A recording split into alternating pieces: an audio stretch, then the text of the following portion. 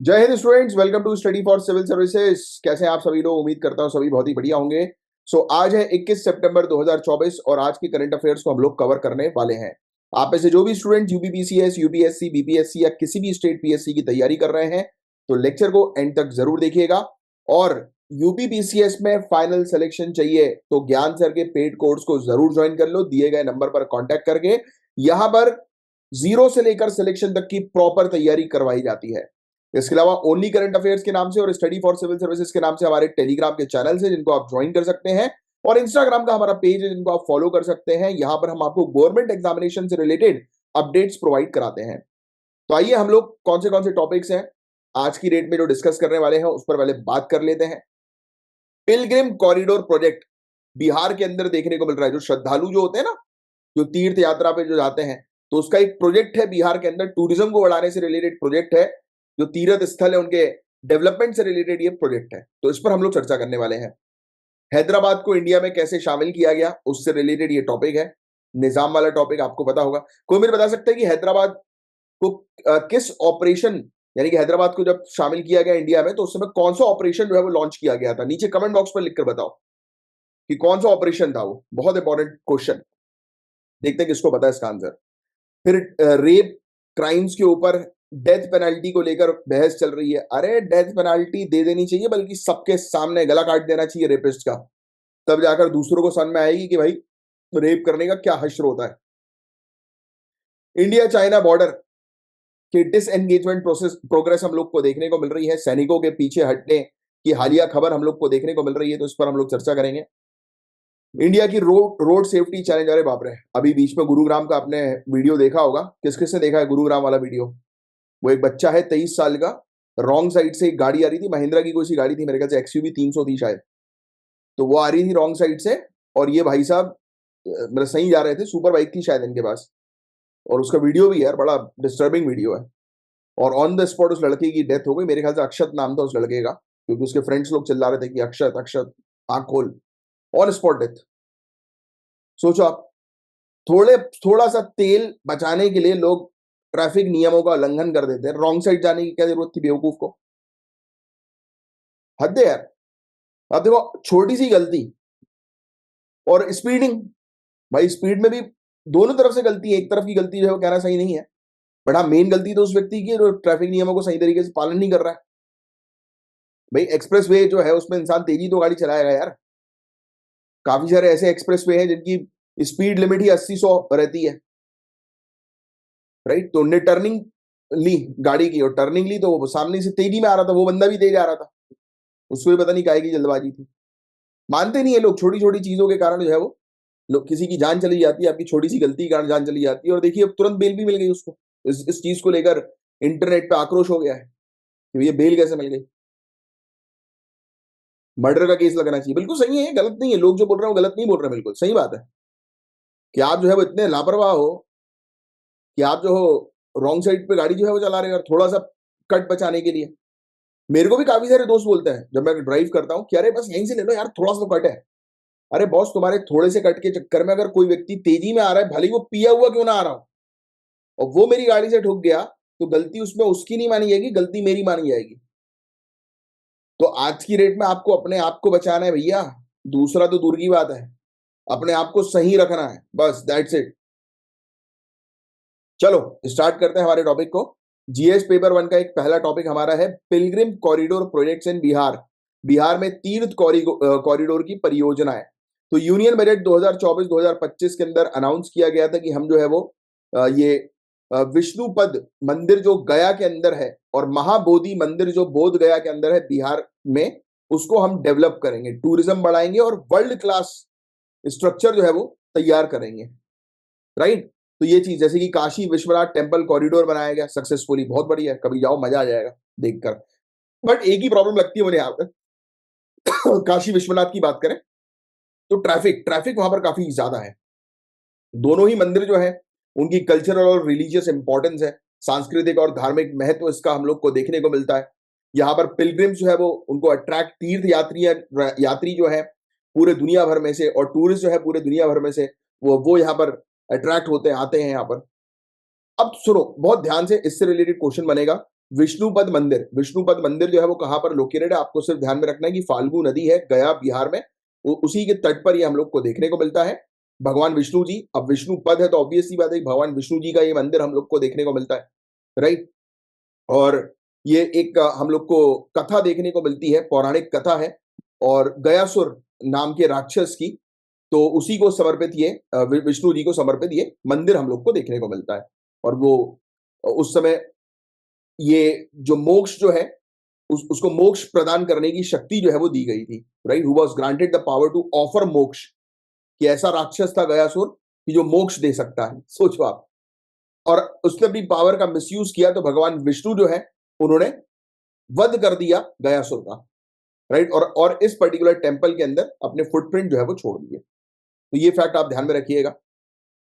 और इसी ये पूरा इवेंट से जुड़ा है, ये तो गयासुर और भगवान विष्णु के इवेंट से जुड़ा है। ये गयासुर जिसको मोक्ष देने की शक्ति मिल गई थी। अब देखो कई बार लोगों को जब पावर मिलती है तो लोग उसका मिसयूज करते हैं। सेम वैसे ही कि जब नया नया पैसा किसी के पास आता है तो वो उसका दुरुपयोग करता है, किसी को कुछ नहीं समझता, तुच्छ समझता है सबको। फिर एक दिन जब उसके पास से पैसा जो है वो चला जाता है, फिर उसको तकलीफ होती है कि अरे यार ये मैंने क्या गलती कर दी। यस, क्योंकि कहते हैं ना इसी जन्म में सब कुछ सीखना है, सब कुछ भोगना है, बस वही वाली बात है। ये टेम्पल जो है वो 10 फीट बड़ा हम लोग को देखने को मिलता है, 44 इसके अंदर पिलर्स हम लोग को देखने को मिलते हैं। मुंगेर ब्लैक स्टोन का जो है ये बना हुआ है, ठीक है। इसको ज्वाइन किया गया है आयरन क्लैम्प्स की मदद से, राइट, लोहे के क्लैम्प की मदद से। ऑक्टागोनल ये हम लोग को मंदिर देखने को मिलता है, ईस्ट की तरफ इसका मुंह है, मुख है। और ये बनाया गया था 1787 में क्वीन अहिल्याबाई होलकर। होलकर कहा कि आप कोई मुझे बता सकते हैं नीचे कमेंट बॉक्स पर लिखकर। होलकर, बहुत इजी मैंने आपसे क्वेश्चन जो है पूछा है कि होलकर्स कहाँ के हैं। बेसिकली मराठास की यहाँ पर बात हो रही है, जैसे गायकवाड़ होते हैं, राइट। और जैसे हम लोग को शिंदियास देखने को मिलते हैं, वैसे ही होलकर्स देखने को मिलते हैं। तो होलकर्स कहाँ के बताइए। तो क्वीन अहिल्याबाई होलकर के द्वारा ये मंदिर जो है बनवाया गया था। हिंदू रिचुअल्स की काफी इंपॉर्टेंट साइट है, क्यों है वो मैंने आपको ऑलरेडी बता दिया। स्पेशली पितृ पक्ष के दौरान, जहां पर भक्त जो है वो अपने पूर्वज को जो है वो पूर्वजों की पूजा करने आते हैं, और अभी चल ही रहा है, श्राद्ध चल रहा है अभी।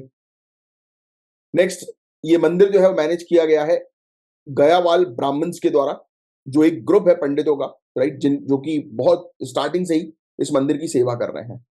अब महाबोधि मंदिर के बारे में बात करें तो बोध गया में ये मंदिर है, यूनेस्को की वर्ल्ड हेरिटेज साइट है ये। अब देखो महाबोधि मंदिर, तो बोधि ट्री कहां पर है और उसकी इंपॉर्टेंस क्या है, आप सभी जानते हैं। बोधि ट्री गया में है। इसकी इंपॉर्टेंस ये है कि इस ट्री के नीचे बैठकर गौतम सिद्धार्थ जो है वो बुद्ध बने थे, राइट। आपको पता है कि सिद्धार्थ जो है वो गौतम बुद्ध जो है वो बन गए थे, क्योंकि उनको ज्ञान की प्राप्ति हुई थी। इनिशियली अशोक के द्वारा इस क्षेत्र को जो है वो तैयार किया गया, महाबोधि मंदिर को, 3rd सेंचुरी बीसीई में। बट आज की डेट का जो स्ट्रक्चर है वो 5th और 6th सेंचुरी का हम लोग को देखने को मिलता है। और गुप्त पीरियड का one of the earliest example ये बताया जाता है। मेन मंदिर जो है वो 50 मीटर पर हम लोग को जो है वो देखने को मिलता है। यहाँ पर बहुत सारे स्तूप्स हम लोग को जो है वो नजर आते हैं, राइट।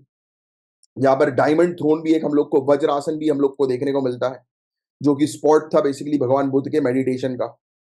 बोधि ट्री जो है वो माना जाता है, ये ट्री जो है वो जिसके नीचे बैठकर भगवान बुद्ध को ज्ञान की प्राप्ति हुई। अब इसमें लिखा है कि नहीं लिखा आई डोंट नो, बट आपको एक चीज पता होनी चाहिए कि ये बोधि ट्री जो है ना, ये नष्ट हो चुका था। इसका एक रेप्लिका है, ये पता है आपको, ये ओरिजिनल नहीं है।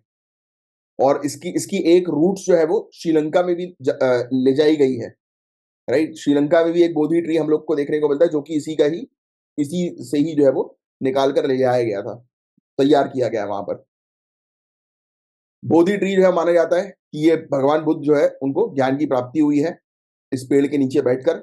काफी और दूसरी अच्छी अच्छी लोकेशन इस मंदिर के अराउंड हम लोग को देखने को मिलती है। पवित्र स्थान है जिसके अंदर हम लोग को अनिमेश लोचन चैत्य देखने को मिलता है, रत्ना चक्रमा और लोटस पॉन्ड, राइट। तो इन सब के भी भगवान बुद्ध के एनलाइटमेंट, जो मेडिटेशन भगवान बुद्ध जो है वो करते थे, ज्ञान की प्राप्ति उनको हुई उसके बाद, कि ये सब इंपॉर्टेंट प्लेसेस हम लोग को देखने को मिलती हैं। यहाँ पर बहुत सारे नेशनल और इंटरनेशनल टूरिस्ट आते हैं, भक्त आते हैं, श्रद्धालु आते हैं, ठीक है।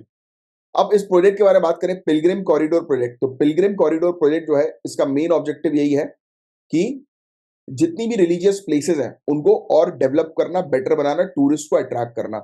वहां पर हर प्रकार की फैसिलिटीज अवेलेबल कराना, जो फैसिलिटीज की रिक्वायरमेंट होती है, नीड होती है टूरिस्ट को। तो विष्णुपद मंदिर, महाबोधि मंदिर, इसको डेवलप किया जा रहा है एज अ टूरिस्ट डेस्टिनेशन के तौर पर, राइट। फोकस यही है कि यहाँ पर इंफ्रास्ट्रक्चर बेटर करें, एक्सेसिबिलिटी, राइट, कि विजिटर एक्सपीरियंस, राइट, जैसे काशी विश्वनाथ कॉरिडोर तैयार किया गया 2023-2024 के इकोनॉमिक सर्वे में। टूरिज्म रेवेन्यू इंडिया के अंदर 65.7% ईयर ऑन ईयर बेसिस बढ़ता हुआ नजर आ रहा है, और आज की डेट में पता ही है आपको, टूरिज्म से बहुत पैसा जो है वो तैयार होता है। इसके अलावा इकोनॉमिक बेनिफिट्स भी हम लोग को जो है इसके देखने को मिलते हैं। ये प्रोजेक्ट जो है ये बेसिकली रीस्टोर करेगा, प्रिजर्व करेगा कल्चरल हेरिटेज साइट्स को, राइट। संरक्षण का काम करता है ना भाई, पुरानी जितनी भी हेरिटेज साइट्स हैं, तो उनको अगर आप डेवलप कर दोगे, उनको अट्रैक्शन का सोर्स बना दोगे, तो वो बरकरार रहेंगी, कंटिन्यूअस रहेंगी, राइट। छोटे छोटे मंदिर है, रिलीजियस स्ट्रक्चर्स हैं, राइट, तो उनको संरक्षण का काम कर रहा है। ये प्रोजेक्ट के अंदर विजिटर्स के एक्सपीरियंस बेटर बनाए जा रहे हैं, उनके लिए जो होटल्स हैं, शॉप्स हैं, और भी मतलब जो भी फैसिलिटीज की उनको आवश्यकता है, वो सब उनको जो है वो प्रोवाइड की जा रही है, ठीक है। कुछ कुछ चैलेंजेस भी हम लोग को देखने को मिलते हैं। जैसे महाबोधि मंदिर की बात करें, तो उसके डेवलपमेंट के लिए जो है वो हमें देखने को मिला कि हेरिटेज इम्पैक्ट असेसमेंट की आवश्यकता जो है वो थी, ये इंश्योर करने के लिए कि कोई भी नया इंफ्रास्ट्रक्चर जो है वो पुराने रिलीजियस और स्पिरिचुअल सिग्निफिकेंस को जो है वो, या सेंटीमेंट्स को जो है वो हर्ट ना करे। क्योंकि देखो क्या होता है कि ओरिजिनल चीज देखने के लिए लोग आते हैं, आर्टिफिशियल को देखने के लिए नहीं आते हैं, राइट। अब देखो आर्टिफिशियल को भी देखने के लिए आते हैं, बट वो डिपेंड करता है, क्योंकि ओरिजिनलिटी तो ओरिजिनलिटी है। जैसे कि अब महाकाल मंदिर की बात करें, अभी आप जाएंगे, आप लोग गए होंगे, आप में से कोई तो आप रिलेट कर सकते हैं, या आप उसमें देखिएगा। अब जब आज की डेट में जो महाकाल मंदिर है, उसका पूरा महाकाल कॉरिडोर तैयार किया गया, बहुत ब्यूटीफुल है, बहुत शानदार है, बट अल्टीमेटली लोग किसको देखने के लिए आ रहे हैं?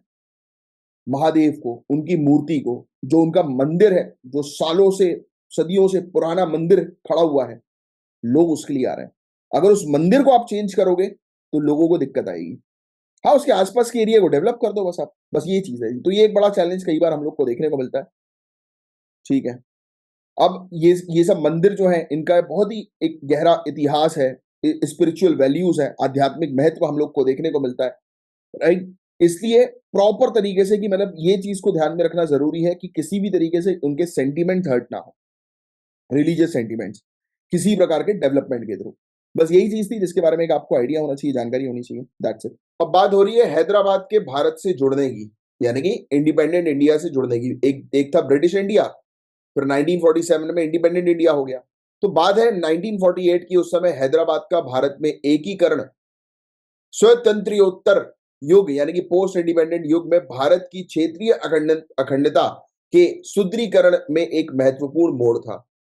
मतलब अभी हम समझेंगे कि क्या हैदराबाद का एसेशन हम लोग को किस प्रकार का देखने को मिला था, निजाम की यहाँ पर चर्चा होगी, राइट। तो 76th एनिवर्सरी अभी रिसेंटली हम लोग को हैदराबाद के एसेशन की देखने को मिली, यानी कि भारत में हैदराबाद के जुड़ने की देखने को मिली। तो हम जानेंगे किस प्रकार से हैदराबाद भारत से जुड़ा।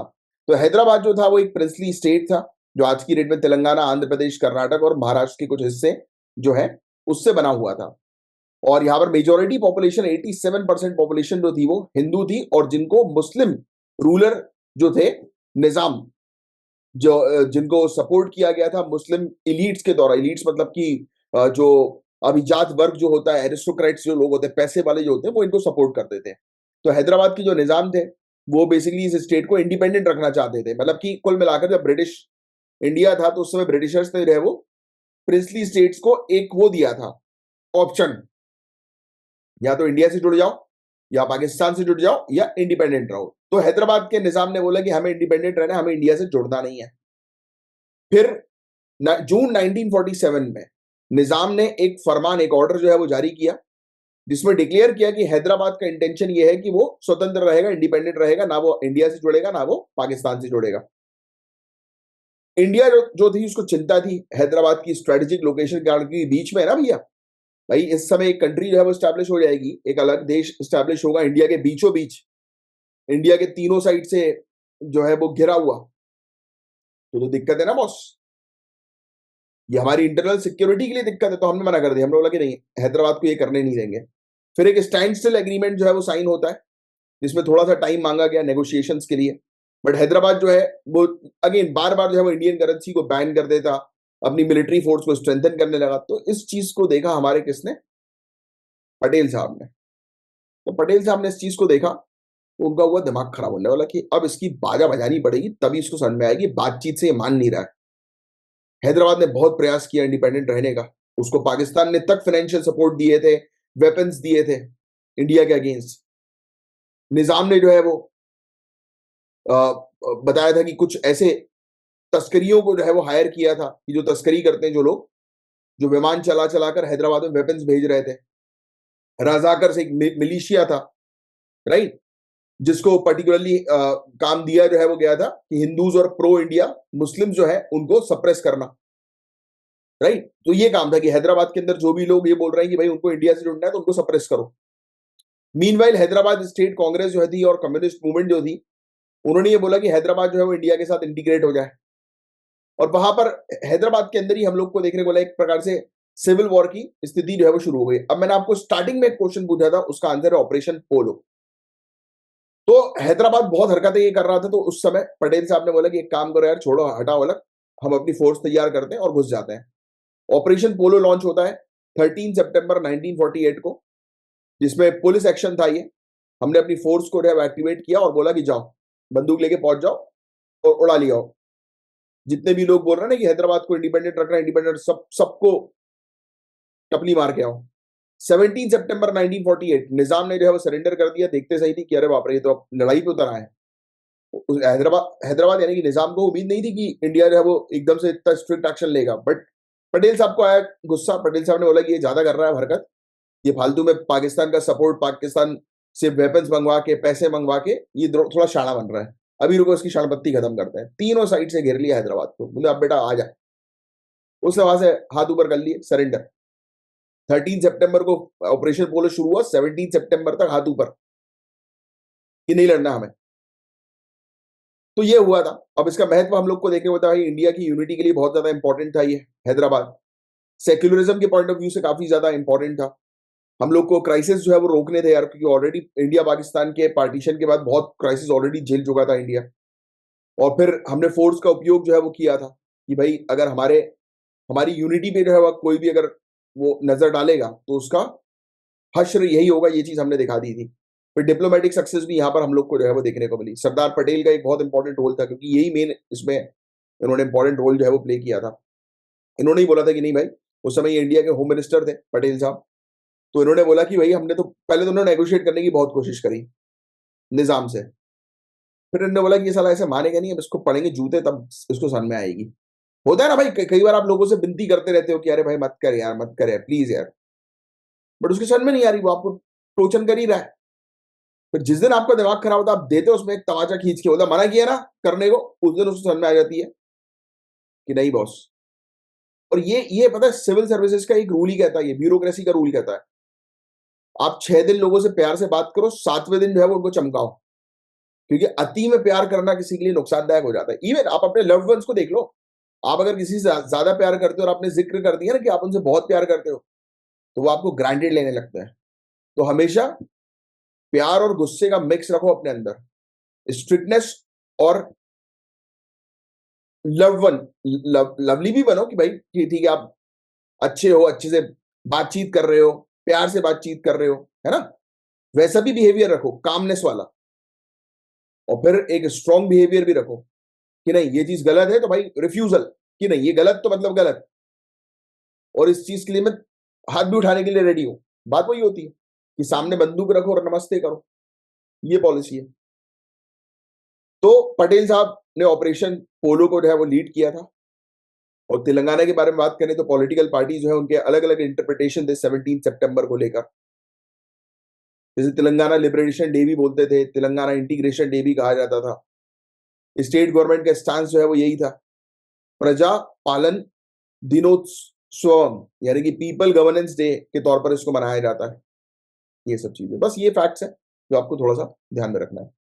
अब देखो यार, ये डिबेट जो है वो चल रही है इसी चीज को लेकर, रेप के क्राइम को लेकर। मेरा कहना तो ये है कि जो भी साले रेपिस्ट है उनको बीच बाजार में गला काट दिया जाए, वो भी लाइव सबको दिखाते हुए कि देखो अगर कोई रेपिस्ट होगा तो उसका ये हश्र होगा, तब रेप्स वगैरह कम होंगे। बट ऑब्वियसली बात है, ह्यूमन राइट्स है, लॉ एंड ऑर्डर है, तो इसलिए ये सब चीजें सही नहीं है इंडिया के अंदर, इंडिया के कानून के अंदर, कि चलना तो हमें कानून के थ्रू ही है। तो रेप और जो मर्डर हुआ है डॉक्टर का मेडिकल कॉलेज के वेस्ट बंगाल के, आपको ऑलरेडी पता ही है। तो डिमांड यही की जा रही है कि भाई स्ट्रिक्ट पनिशमेंट लेकर आओ, क्या कर रहे हो। वेस्ट बंगाल सरकार ने एक कानून भी पास किया था, जिस कानून को हमने कुछ दिनों पहले डिस्कस किया था, कुछ हफ्तों पहले, Aparajita women and child west Bengal criminal law amendment bill 2024, याद आ रहा है आप लोगों को, जिसमें हमने ये बोला कि भाई सेक्सुअल ऑफेंस के अगेंस्ट जो है वो पनिशमेंट बढ़ा दी गई, मैंडेटरी डेथ पेनाल्टी कर दी गई। रेप के लिए जो जो भी व्यक्ति, मतलब यानी कि कोई व्यक्ति अगर रिपीटेड ऑफेंडर है, रेपिस्ट है रिपीटेड, तो उसको डेथ पेनाल्टी दी जाएगी। या फिर कोई ऐसा अपराधी है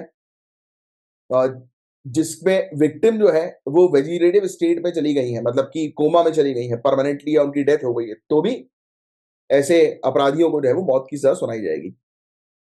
अब सुप्रीम कोर्ट ने कहा इसको unconstitutional, Mithu versus state of Punjab के केस में 1983 में इस प्रकार की चीज को, कि लॉ एंड ऑर्डर के थ्रू चलना है। अब पॉलिटिकल रिस्पॉन्स और हार्श पनिशमेंट की बात करें तो गवर्नमेंट ने जो है वो रिएक्ट किया भाई, क्योंकि हाई प्रोफाइल केसेस हम लोग को देखने को मिलते हैं, उस पर गवर्नमेंट बहुत तेजी से रिएक्ट करती है। और छोटा मोटा मामला होता है तो गवर्नमेंट इग्नोर कर देती है, बट पब्लिक यहाँ पर बहुत एकदम तेजी से आक्रोश में आ गई, क्या है भाई है।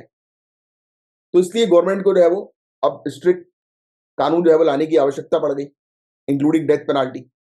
ये टैक्टिक तब भी देखी गई थी जब 2012 में दिल्ली गैंगरेप हम लोग को निर्भया केस देखने को मिला था, और कथुआ का, उन्नाव का इंसिडेंट देखने को मिला। तो जब भी एकदम से पब्लिक का सपोर्ट आ जाता है ना, तो एकदम से गवर्नमेंट जो है वो स्ट्रिक्ट हो जाती है। भाई ऐसा क्यों यार, पक्षपात क्यों कर रहे हो। छोटे मोटे केस हो रहा है, हरासमेंट के केस हो रहे हैं, तो उसमें क्यों स्ट्रिक्टनेस नहीं आ रही है, हाई प्रोफाइल केस में ही क्यों स्ट्रिक्टनेस आती है।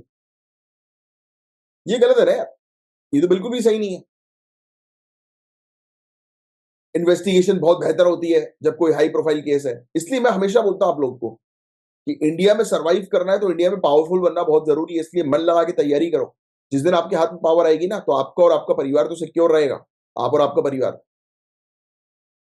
मेन चीज यही है भाई इंडिया में, क्योंकि अब आज की रेट में आप फॉर एग्जाम्पल कि आपका मोबाइल चोरी हो गया, आप पुलिस के चक्कर लगाते रहो, इग्नोर इग्नोर इग्नोर। बट वहीं अगर आप आईएएस ऑफिसर हो, आपकी फैमिली में, यानी कि आप आईएएस हो और आपकी फैमिली में किसी का मोबाइल चोरी होता है, और आपने रिकमेंडेशन दे दी, आपने एक फोन लगा दिया सिर्फ कि देख रहे हैं यार मेरे रिश्तेदार का केस है, फटाक से देखो। मैं आपको बता रहा हूँ 48 घंटे मोबाइल, और जिसने चुराया वो सामने है। मैंने तो पर्सनली देखा यार। और ये मैं तो उस समय की बात कर रहा हूँ, आजकल तो फिर भी हाँ, मतलब ये सब टेक्नोलॉजी आ गई है, अच्छी अच्छी टेक्नोलॉजी आ गई है। मैं उस समय की बात कर रहा हूँ 2011-12 की, जिस समय फीचर फोन चलते थे। फीचर फोन मतलब वो कीपैड वाले फोन। उस फोन को पकड़ लिया पुलिस वालों ने ट्रैक करके, सोचिए आप। फीचर फोन को क्यों पकड़ा, क्योंकि हाई प्रोफाइल केस था। ऐसे ही हमारे यहाँ पर, हमारी कॉलोनी में कुछ साल पहले की बात थी, 5-6 साल पहले की बात थी। एक आंटी की जो है वो कुछ लुटेरों ने चेन खींच ली थी। बाइक से आए और चेन खींची और चले गए। आंटी के हस्बैंड रिटायर्ड डीआईजी हमारी कॉलोनी में रहता है। विद इन 30 मिनट्स, 30 मिनट के अंदर उनके घर के बाहर पूरी force ready. Sir sir sir sir sir, मतलब सल्यूट सल्यूट सल्यूट, सबके सब सटासट गाड़ियां आ रही है कि अरे बाप रे। 30 मिनट के अंदर वो एक्टिव हो गए, और 3 घंटे के अंदर चोर और चेन वापस। चोर भी पकड़ा गया, चेन भी आ गई। ये हाई प्रोफाइल केस है बॉस। उसमें पूरा एक्टिव से पूरा काम हो जाता है कि अरे भाई साहब डीआईजी की वाइफ, मैडम के ऊपर क्राइम हुआ है, तुरंत इन्वेस्टिगेशन, तुरंत कार्रवाई, तुरंत सीसीटीवी वीसीटीवी चेक करो, कहां से निकले क्या क्या, तुरंत ट्रैक, खत्म, पकड़ा गया। बट वही अगर आम आदमी जा रहा है कि साहब हमारे पास ये हो गया, हाँ ठीक है करेंगे कार्रवाई करेंगे, रुक जाइए बैठिए, कल आके मिलिए, हाँ ठीक है फोर्स लगी हुई है, आप ही का काम किया जा रहा है, बस आश्वासन और डिले। क्विक रिस्पॉन्स क्यों नहीं बॉस, क्यों नहीं। क्या मैं गलत कह रहा हूं, बताइए। सेक्सुअल ऑफेंस के केस में तो बिल्कुल तुरंत, मैं तो बोल रहा हूं सेक्सुअल ऑफेंस तो बहुत दूर की बात है, हरासमेंट का केस, बट कंफर्मेशन जरूर चाहिए। अगर कोई किसी को हरास कर रहा है तो कंफर्मेशन चाहिए कि हाँ भाई हरासमेंट हो रहा है, प्रूफ चाहिए हरासमेंट हो रहा है। और जैसे ही वो प्रूफ एक बार साबित हो गया, तो आप उठा लिया वो लड़के को।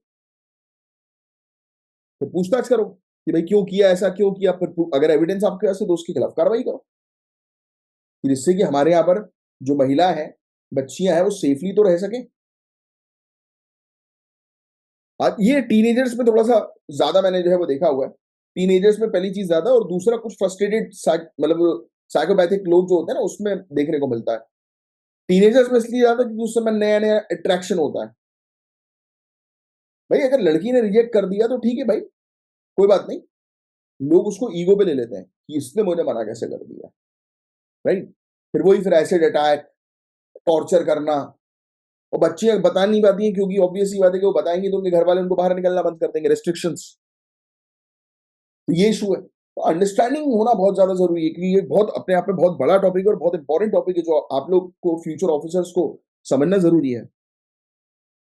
चैलेंजेस जो है वो क्या है, तो एक तो देखो यार, कन्विक्शन रेट बहुत कम है, 30% से भी कम। कन्विक्शन रेट का मतलब मैं आपको समझाता हूँ। जैसे 100 लोग को अरेस्ट किया पुलिस ने, 70 लोग बेगुनाह पाए जाते हैं, 30 लोगों को सजा हो रही है। कन्विक्शन रेट बहुत कम है क्योंकि कई बार फॉल्स कंप्लेंट्स भी आती हैं। नेक्स्ट, क्रिमिनोलॉजिस्ट जो होते हैं वो आर्ग्यू करते हैं कि यार पनिशमेंट की सर्टेनिटी जो होती है उस पर, कि भाई पनिश दंड जो होना चाहिए वो दिया जाए, बट कठोरता के ऊपर ये काम नहीं करते, क्योंकि जैसे 3rd डिग्री हुई, ये सब चीजें उस पर बोलते हैं कि नहीं भाई, उसको मौका दो सुधरने का। सुधार गृह इसलिए तो बोलते हैं सुधरने का मौका दो, बट एक्चुअल में आजकल उल्टा ही होता है, जेल से जो भी व्यक्ति निकलता है वो सुधरता नहीं है, बल्कि और अपने कॉन्टेक्स्ट बना के रहवा आ जाता है। इंडिया का क्रिमिनल जस्टिस सिस्टम जो है वो, उसमें ऑलरेडी बहुत सारी प्रॉब्लम्स है, इन्वेस्टिगेशन को लेकर, प्रोसिक्यूशन को लेकर, फेयर ट्रायल को लेकर, जिस पर काम करना जरूरी है। हार्श पनिशमेंट में फोकस करेंगे, जैसे कि डेथ पेनाल्टी। तो भी अब देखो, सोचो आप किसी बेगुनाह को फांसी की सजा सुना दिया, उसको मार दिया, ओपन एग्जीक्यूशन कर दिया उसका, तो ये तो फिर पूरे के पूरे जस्टिस सिस्टम पर एक क्वेश्चन उठ जाएगा, है कि नहीं। तो इसलिए इसलिए हार्श पनिशमेंट नहीं किया जाता। बट देखो यार, एक बार प्रूफ हो गया, सब कुछ हो गई, चीजें 100% कंफर्म हो गया कि हाँ भाई ये लोग इन्वॉल्व थे इस केस में, तो ऑब्वियसली बात है उनको दंड दो ना, क्योंकि एक बार 100% कंफर्मेशन पर, कबूलनामे पर, कितने सारे टेस्ट होते हैं आज की डेट में, नार्कोटिक्स टेस्ट हो गया, न जाने कितने प्रकार के टेस्ट होते हैं जिसमें चीजें प्रूफ की जा सकती हैं, उससे प्रूफ करो, बायोलॉजिकल टेस्ट से प्रूफ करो। सेक्सुअल वॉयलेंस का रूट कॉज जो है वो क्या बताया जाता है, देखो यार, पहली बात तो जेंडर, कास्ट, रिलीजन को लेकर सोसाइटी में इश्यूज, गुस्सा अननेसेसरली आज भी देखने को मिलता है, कितना ज्यादा बढ़ गया आज की डेट में, रिलीजन को लेकर हिंदू मुस्लिम्स के बीच में डिफरेंसेस और बढ़ गए। इकोनॉमिक के पॉइंट ऑफ व्यू से ये डिफरेंसेस दिखाई नहीं देते, क्योंकि सबको व्यापार करना है, सबको कमाना है, सबको डेवलप करना है, बट अंदर ही अंदर घर के अंदर डिस्कशन होता ही है डिफरेंसेस से रिलेटेड, कास्ट से रिलेटेड, जेंडर से रिलेटेड। 90% से भी ज्यादा रेप के केसेस जो हम लोग को देखने को मिलते हैं, जिसमें जो रेपिस्ट जो होता है वो उनका परिचित ही निकलता है, या उससे रिलेटेड होता है किसी न किसी तरीके से। यही चीज अजनबी बलात्कार की सार्वजनिक धारणा का खंडन हो जाता है। ये बहुत सारे इश्यूज हम लोग को इस प्रकार के देखने को मिलते हैं, और विक्टिम को जस्टिस की आज की डेट में सख्त आवश्यकता है। विक्टिम को भी जस्टिस की आवश्यकता है, प्लस रेपिस्ट को ये वार्न करने की आवश्यकता है कि कोई भी ऐसा करेगा तो उसका हश्र बहुत खराब होगा। ठीक है, पर मेरे हिसाब से तो पनिशमेंट देनी चाहिए भाई इसमें। हालांकि एथिकल पॉइंट ऑफ व्यू से इसमें चीजें लिखी हुई हैं, और आपको लिखनी भी एथिकल पॉइंट ऑफ व्यू से, आपको तो ये लिखना है कि भाई हमें लॉ एंड ऑर्डर के अकॉर्डिंग चलना है।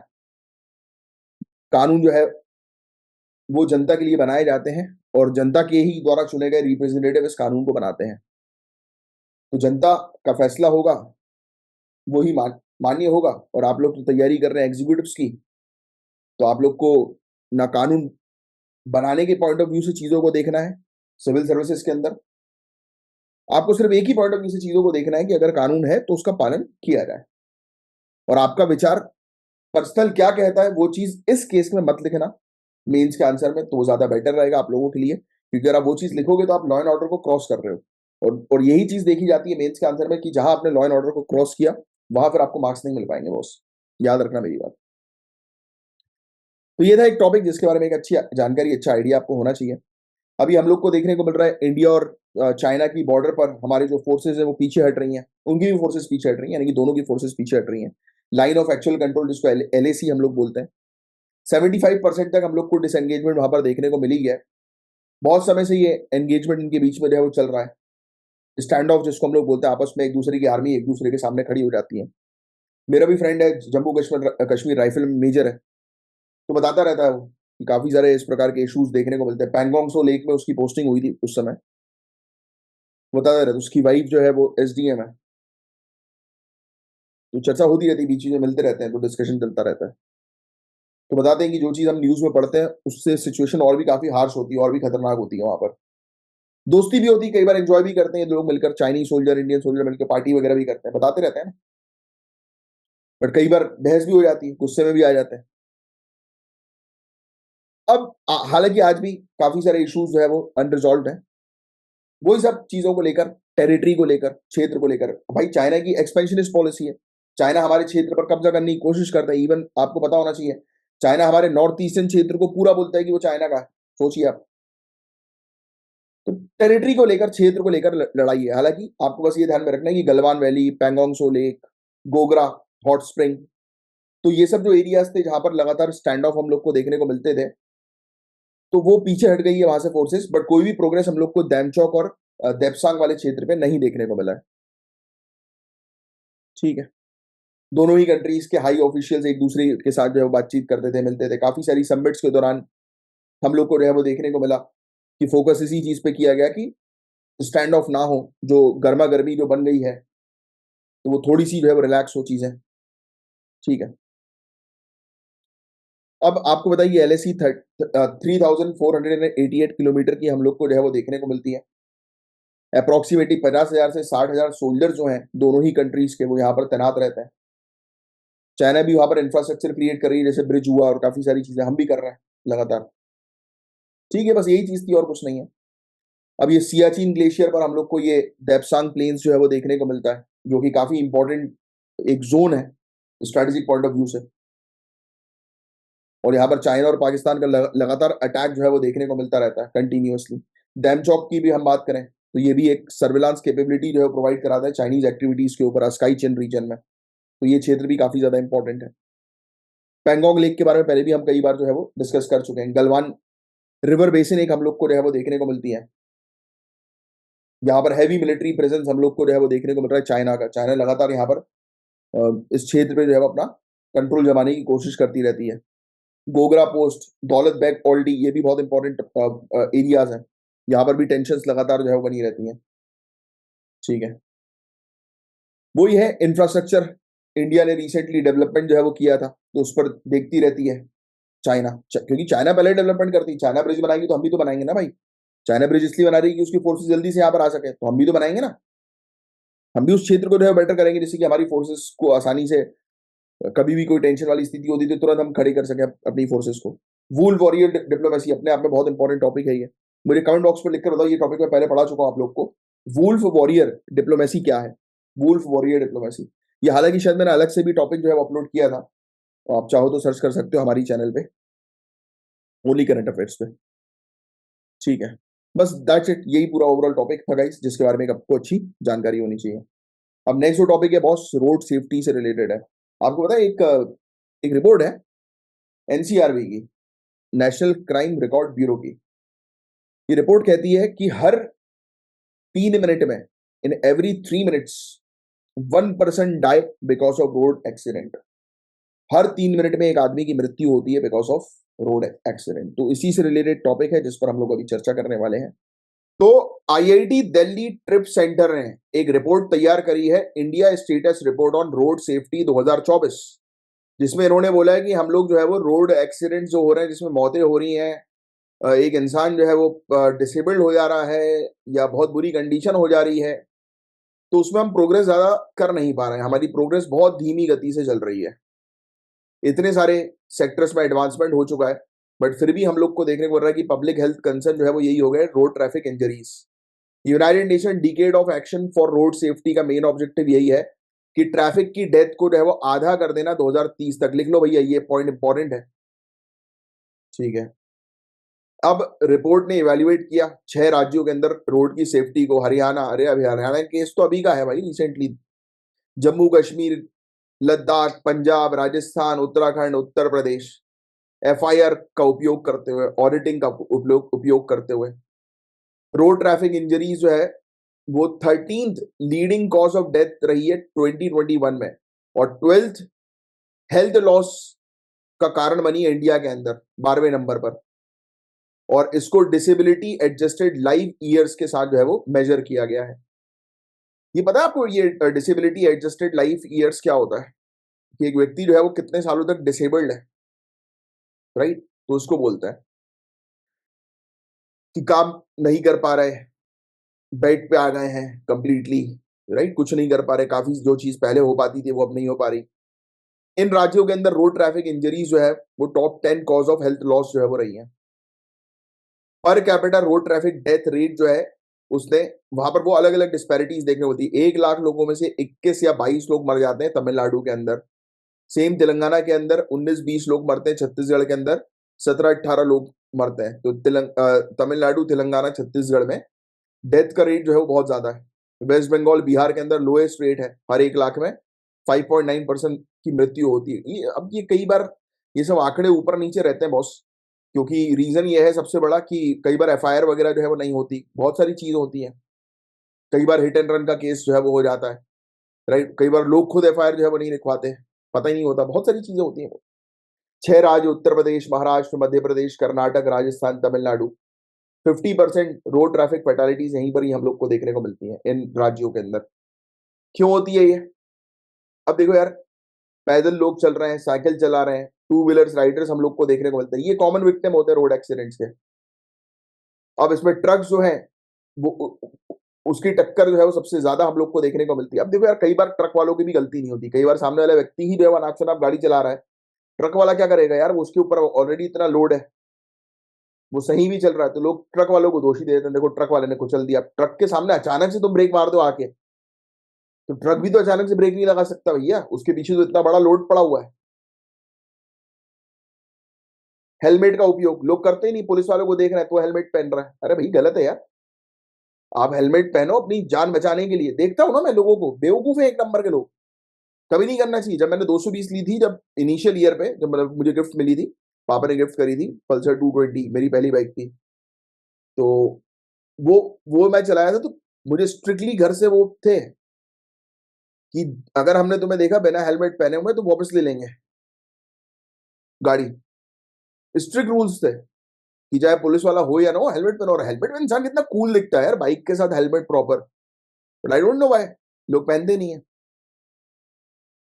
ठीक है, तो हेलमेट का उपयोग मात्र 7 ही राज्यों के अंदर more than 50% motorise two wheeler rider जो है वो हेलमेट पहन रहा है। पहनते नहीं, पता नहीं क्या बोलते, बाल खराब हो जाएंगे। अबे कंघी लेके चलो ना, बाल ऐसे खराब नहीं होंगे कि जब हवा चलती रहेगी, हवा चलती रहती तो और ज्यादा बाल खराब हो जाते हैं, बल्कि चेहरा पूरा खराब हो जाता है, आंसू आंसू निकलने लगते हैं जब तेज गाड़ी चलाओ तो। आई थिंक पता होगा आप लोगों को। हाँ, मैं भी बता रहा हूँ इसलिए, बातें तो आपसे कर रहा हूँ हेलमेट वाली। कई बार ऐसे भी केस हुआ कि हम भी नहीं पहनते थे, बट पता लगा जब कि नहीं यार, this is important for us, that's why पहनना शुरू किया कि ठीक है घर के आसपास है वो पहन लिए आते समय निकलते समय। फिर स्टंटिंग की जा रही है, स्टॉपी व्हीली का उस समय स्टंट मिनी अगर के एक प्रोग्राम जो है वो आता था, तो उससे मैं बड़ा इंस्पायर्ड था व्हीली स्टॉपी करने में। तो वो रहता था, बट वो सब चीजें फिर बाद में पता लगी कि नहीं यार, ये इन सब चीजों से जान चली जाती है, थोड़े से शौक के चक्कर में जो है बैंड बच जाती है। वो बाद में समझ में आया, वो होता है ना कि जब जो समझ में आता है इंसान को, तब तक कई लोगों को देर हो चुकी होती है, और कई लोग टाइम रहते समझ जाते, तो समझदार कहलाते हैं।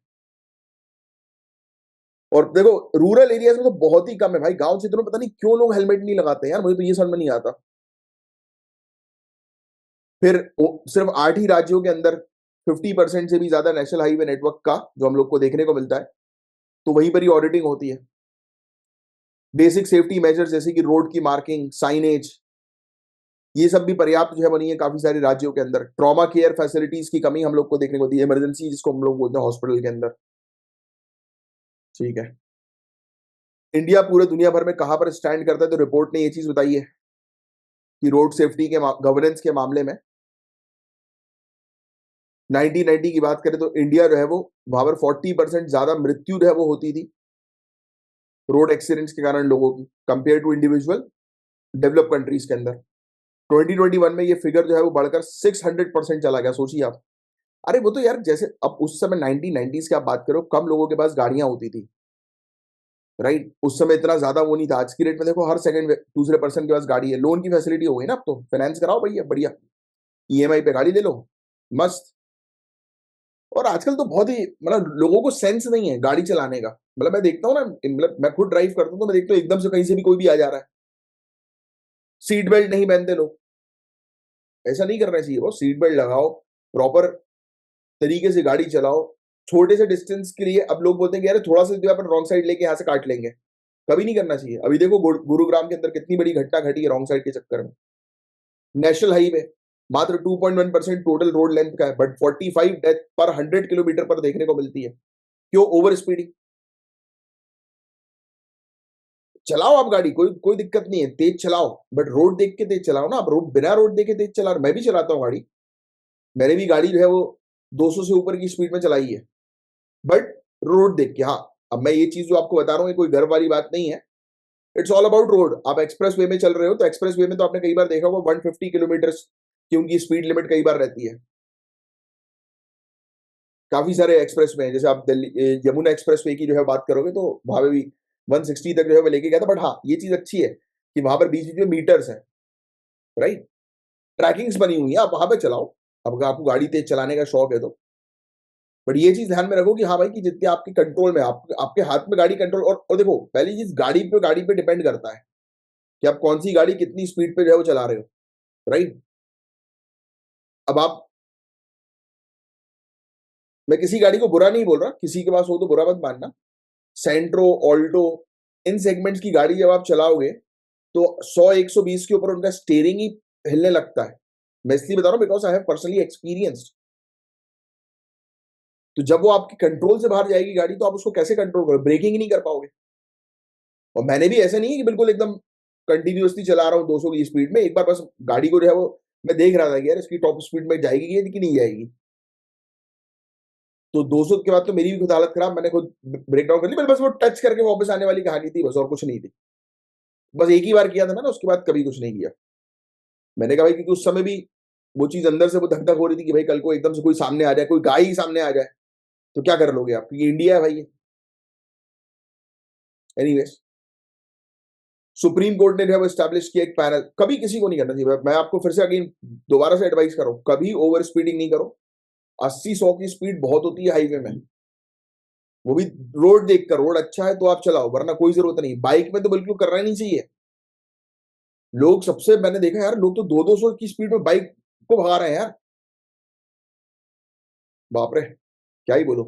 तभी तो ओवर स्पीडिंग में एक्सीडेंट होता है, फिर कोई बच नहीं पाता, भले कितनी भी सेफ गाड़ी हो। कैसे बचेगा? सुप्रीम कोर्ट ने जो स्टैब्लिश किया है एक पैनल रोड सेफ्टी के ऊपर 2014 में।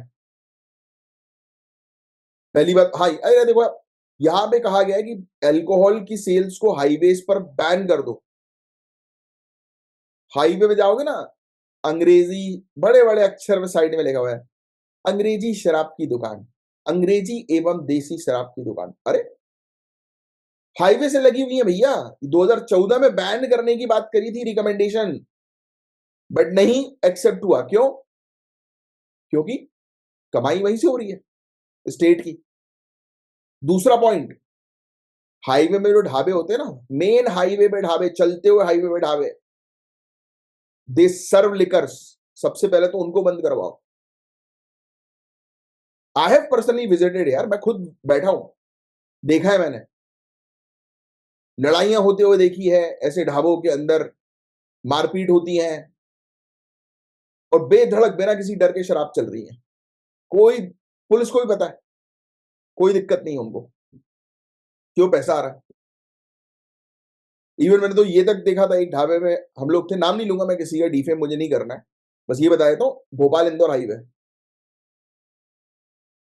मैं उज्जैन से वापस आ रहा था, भोपाल इंदौर हाईवे लगा, वहां पे हमें एक ढाबे पे रुके।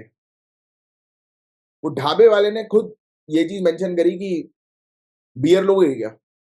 समझ रहे हो?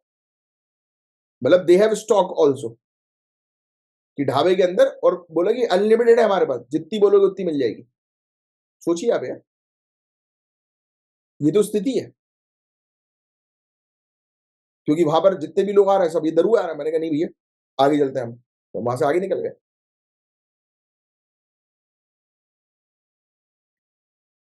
क्या ही बोले, ऐसी चीजें को देखकर सुनकर बड़ा वो लगता है। और आप लोग आगे चल के ऑफिसर्स बनेंगे तो यही सब चीजें आपको रोकनी है। एक्सीडेंट्स क्यों हो रहा है? बेकसूरों की जान क्यों जाती है कई केसेस में? क्यों? क्योंकि ये दारू पीने वाले जब गाड़ी चलाएंगे तो ये अपने आप को 30 बार खा समझेंगे।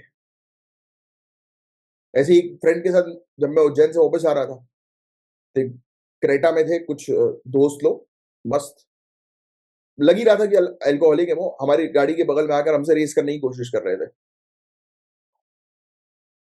मेरा फ्रेंड ड्राइव कर रहा था उस समय, तो बार बार जैसे ही हम थोड़ा आगे निकले, हाईवे था, वो वापस पीछे से आके ओवरटेक करें, तो वो समझ में आ ही रहा था, हु कर रहे थे साइड से, तो समझ में आ ही रहा था। मैंने मेरे फ्रेंड को बोला कि, मैंने कहा तू रोक ले भाई गाड़ी, यहाँ पे निकल जाने दे उनको। तो उनको जाना कहीं और था, बट वो हमारे चक्कर में इतनी दूर तक पीछे आया, फिर वो यू टर्न लेके निकले कि अरे यार ये रेस करने के मूड में नहीं है। कभी नहीं, अपने ईगो को कभी मत लेकर आओ, भले आपको कोई कितनी भी अच्छी गाड़ी चला रहे हो। हम बीएमडब्ल्यू से थे उस समय, तो उनको लग रहा था कि हम बीएमडब्ल्यू को हराएंगे, क्रेटा वाले हैं, ये कहाँ लगती है गाड़ी। ऐसा नहीं होता भाई, आप कितनी अच्छी गाड़ी से चलो, सामने वाला अगर आपको प्रोवोक करे तो समझदारी उसमें आपको वो नहीं बनना है 30 बार का। तो बस भाई, यही था पूरा overall topic. National crash database भी एक हम लोग को देखने को मिला, जो तैयार करना चाहिए रियल टाइम बेसिस पर, जिससे बेहतर पॉलिसीज बनाई जा सके। अरे कुछ कुछ रोड्स के ऐसे स्पॉट्स होते हैं कि जहां पर हमेशा एक्सीडेंट्स होते हैं। जैसे मैं जहां पर रहता हूँ उसी वहीं पर हॉस्पिटल के जस्ट सामने हमेशा एक्सीडेंट्स होंगे, हमेशा। क्यों होते हैं? रीजन है ना भाई, रीजन है। वहां पर लोग गलत गाड़ी पार्क करते हैं, सकरा सा रोड है, ढलान वाला एरिया है, no speed breakers over there. अब स्पीड ब्रेकर्स वहां पे लगवाइए तो ऑटोमेटिकली क्रैशेस होना बंद होंगे। साइन लगवाइए कि स्लो चलें। क्या ही बोले। अब देखो, गुरु नानक देव जी और सिख गुरु जी से रिलेटेड ये क्वेश्चन है। ये क्वेश्चन मैं चाहूंगा कि आप रीड करें और उसका ट्राई करें करेक्ट आंसर बताने की नीचे कमेंट बॉक्स में। तेलंगाना की आर्टिफिशियल इंटेलिजेंस सिटी का इनिशिएटिव है, तो ये चीज ध्यान में रखना। आर्टिफिशियल इंडिया सिटी एक हब तैयार किया जा रहा है, जहां पर रिसर्च किया जाएगा, डेवलपमेंट किया जाएगा आर्टिफिशियल इंटेलिजेंस पर। तेलंगाना को ग्लोबल लीडर बनाना है एआई के लिए, एआई के मामले में। तो ये फैक्ट थोड़ा सा ध्यान में रखिएगा। तेलंगाना एआई मिशन, याद रखिएगा, क्वेश्चन आ सकता है कौन सी सिटी जो है वो ग्लोबल हब बनना चाह रही है एआई के मामले में, तो वो है तेलंगाना।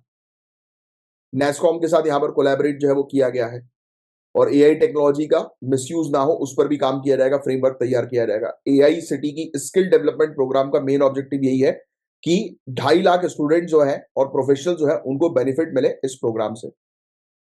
इसके अलावा आपके लिए एक मेंस का एक क्वेश्चन है, ये तेलंगाना गवर्नमेंट की एआई सिटी इनिशिएटिव को लेकर। तो ये थोड़ा सा 120 से 150 वर्ड्स में इसका आंसर लिखने की कोशिश करिएगा।